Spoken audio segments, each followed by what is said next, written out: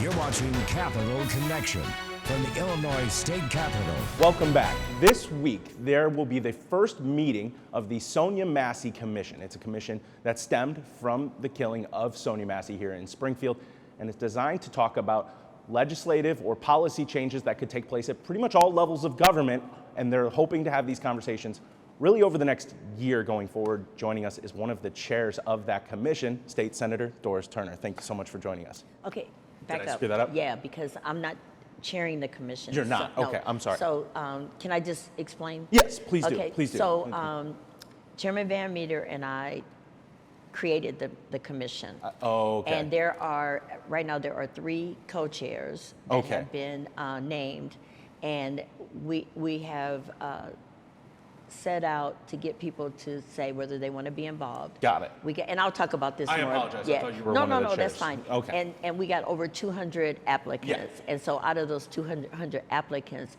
there will be people that would be identified to be commissioners and then also work on the working groups. So Chairman Van Meter and I created the commission, but we're not chairing. I'll go with creator of the commission. There Great. you go. All right, and I could have cleaned up that little intro there Oh, anyway, no, that's so okay. I'll do that. I just wanted yeah, to. no, I appreciate you clarifying that. Thank you. All right, so we're going to restart. 3, 2. Welcome back. This week there will be the first meeting for the Sonia Massey Commission. It's a group that was formed after the killing of Sonia Massey, and it was designed to create conversation, facilitate conversation for possible policy changes at all levels of government that could have prevented something like this from happening. Joining us now is one of the creators of the commission, State Senator Doris Turner. Thank you so much for joining us. Thank you for inviting me to come on and talk about the commission. This is something that is very near and dear to my heart. This was a horrific murder that not only happened in my community, happened in my district, but Sonia was her family, close personal friends that I had a generational relationship with. So it really hit me extremely hard. And this commission, it seemed very necessary because there was a lot in the immediate aftermath. There were a lot of calls for reform, a lot of calls for change. And while there were broad topics that people were looking at, hiring practices or just general reform of how cases are handled at the county level, this seems like it'll be a way to focus some of those conversations and really target the areas that could be improved. Is that the idea here? That is the idea, because we wanted to look at systematic change throughout all of the systems within our community. I know that in this situation and in a lot of situations we focus on law enforcement, but there are so many other sectors that are involved that usually culminate with law enforcement or an instance with law enforcement. But we want to look at all of those different sectors and really focus and channel it into real change, not just something that we talk about and keep continuing to have those conversations, but something that we can actually put into formation. And whether that is a policy change or whether it is looking at some type of legislation at the local or state level, it's something that everything is basically on the table. So you're one of the creators of the commission. You helped put it together, but they're still in the process of this application, the application process to find out who's really going to make up the commission. And can you tell me a little bit about that process? What exactly are you looking for, and what role are you going to play going forward in these conversations? So County Board Chair Andy Van Meter and I we had started having conversations about this from the minute it happened. He was one of the first people that I called when I learned that Sonia had been murdered. And we wanted to say, okay, what can we do to facilitate change and move our community, bring our community together and move it forward? And so we decided on the Massey Commission. And I want to say that the Massey Commission has been embraced by the Massey family. It's been embraced by their legal representatives, and it actually has been embraced by the community as well. So we identified 3 co-chairs that would set about putting the meat and bones around the commission, and then we set out a call for individuals that wanted to be involved. And that, believe it or not, we got over 200 applicants that wanted to be involved. And we said from the beginning, it was my intent and always been my intent that this would be a very open, honest, transparent, and deliberative process. And we're doing everything that we can to make sure that it is open, transparent, community-driven. And so we are looking to fill out the commissioner piece with about 15 commissioners, including the 3 co-chairs. But then we have identified 4 working groups. And we will glean from those 200 plus applicants about 15 to 20 individuals that would serve on those 4 working groups and identify someone to be kind of a lead on those. So at the end of the day, it will be a very community-driven, process. And if you think about it, with a little over 200 applicants, by the time we round out the commissioners and individuals on those working groups, over a third of the people who said they wanted to be involved will have an opportunity to be involved in the process. But then there is also an opportunity for the entire community to be involved, because we are having the first listening session, and that's an opportunity for the community to kind of weigh in on what they think, how they feel, and what they would like to see. So it's not just going to be, 5 or 6 people in a room deciding this is how we're going to move forward. It's an opportunity for everybody's voice to be heard, because at the end of the day, this is all of our community, and we all want it to be the best that it can possibly be. With those, the working groups that will make up this commission, are they targeted specifically on like a certain area, or do you have those in mind already, or is that something that could be further determined? Like I mentioned off the top, there were a lot of calls for a deep look at the hiring practices at the department. Is that like, when you say a working group, would one be targeted at a topic like that, or how would that? Yes, so there is one working group that, and I don't want to say the titles, Okay. because I'll mess it up. But there is one that is law enforcement. Okay. And so that will include, all of those things that people talk about when they talk about hiring practices, and how we vet, and how we train, and training, and all of those kinds of things. And then there's another one that talks about public health, and that will be, everyone is looking now at mental health and how that plays into our whole legal system, and how law enforcement interacts with the community, and what that means with regard to mental health. So there will be a working group that will be looking at mental health, those kinds of things. There will be another working group that will be looking at around education, and how that plays into it. And then there's a fourth.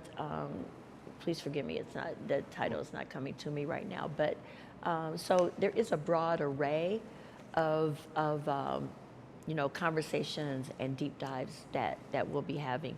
And we're also looking at, bringing in people from around the state and maybe across the nation that has worked on these types of issues, so that we can glean best practices.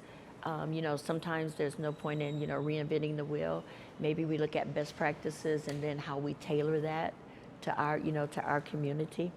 The other thing that I want to mention as well is that, for me, this has always had to be a community-driven process. So we were not looking at, rounding up the usual suspects, people that you always see their name and people that are involved, and not looking for people that necessarily based on, their job, where they work, what kind of degrees, those kinds of things. We wanted to have people from the community that have these lived experiences as well, that can be part of that conversation. Through this, over the past couple of months, we've heard from Sonia's father, Mr. Wilburn, several times, and he is often talking about passing legislation, passing changes that he wants to see, ones that are already on the books. But often when he's talked about you in particular as the senator for the district that Sonia lived in, just he wants to see some policy changes around officers being able to move from department to department. Sean Grayson, the one charged with Sonia's murder, had moved from department to department very quickly. And while state records did not show any sort of trouble it didn't say he got fired, it just said he left one job and started at another. After the fact, we learned that there were some problems that he had at previous departments.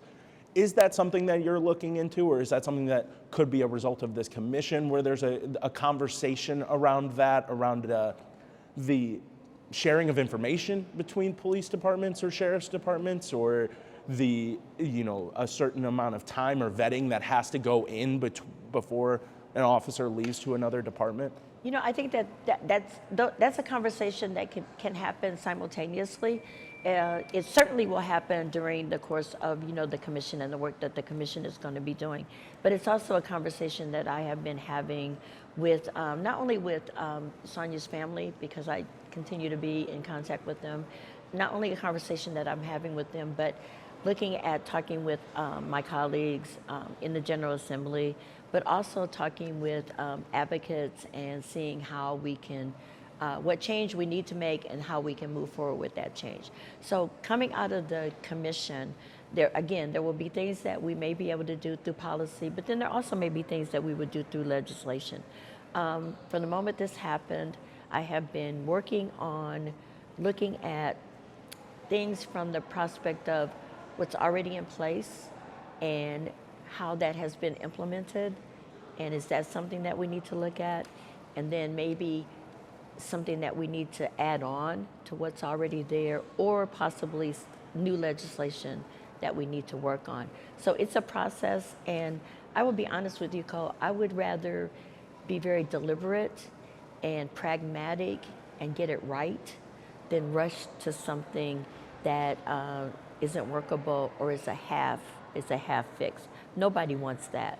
So while people really want change and they want it quickly, I think that we have to be very pragmatic and very deliberate about how we work through this and come up with something that is going to be a lasting change that will actually change our systems. And when we talk about the commission and how we want to see things happen, this is not something that's going to drag out. We have been intentional about saying within a year we will have a report on what we did and how we want to move forward. But in addition to that, at the 6-month interval, we'll have an update for the community. So again, it's not something where we're going to have a meeting to have a meeting to have another meeting and keep talking and talking and talking, because I don't think that's what people want to see. They want to see us do something. And so when we put that time constraints around the commission, I think that it's very helpful. And it also lends to the credibility of the commission, and people understand and know that we're very serious about this business, and we will come out with something that's going to affect real change. You mentioned one of the first calls you made when you learned of this was to Chairman Van Meter, and he helped facilitate the creation of this committee. I wonder, we've now seen Sheriff Campbell step down. He's resigned. The new sheriff could be appointed as soon as this next week. How confident are you that the county is going to remain on board for these discussions and remain, open to these kinds of reforms? We've heard it consistently that they are committed to it, but you just said this is going to be potentially a year-long process.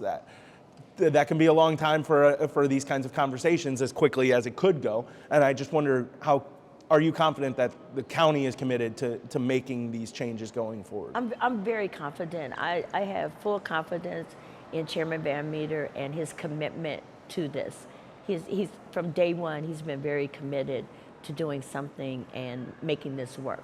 So I'm very confident that the county will stay on board. They're making an investment. They're making a monetary investment in the commission.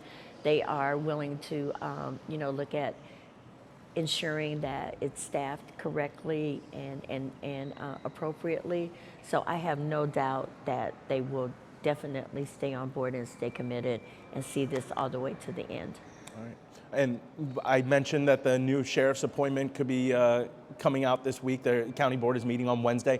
The shortlist has been put out. There were 6 candidates on it for the shortlist. I just wonder, when the county board is making their final deliberations here, what do you think should be on the priority list? What should they really be focusing on for that new sheriff? This will be a huge appointment. I think that it will say a lot of things. I think it will be a statement to the community on how the county law enforcement wants to move forward. So I think that it's something that should not be taken lightly and should be gone through with real caution, because it will definitely be a statement to the community on how the county wants to move forward with law enforcement. Well, Senator Doris Turner, thank you so much for joining us today. Thanks for the opportunity. We'll be right back.